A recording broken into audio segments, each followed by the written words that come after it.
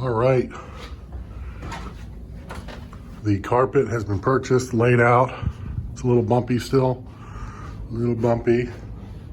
Not too bad. Here we're gonna do our first run. This is my new Erie Lackawanna F3. Picked it up at the Renegers Outdoor Train Show, which kind of replaced the Hamburg show during the pandemic. So anyway, here is my first run on the new layout.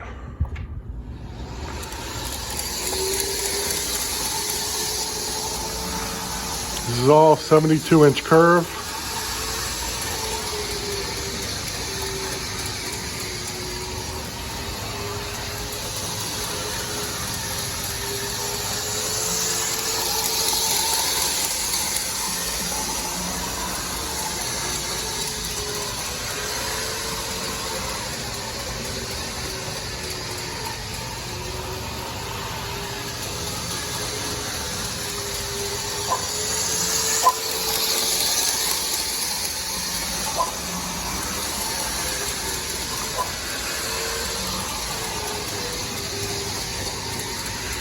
I don't have any other cars because everything's still packed up.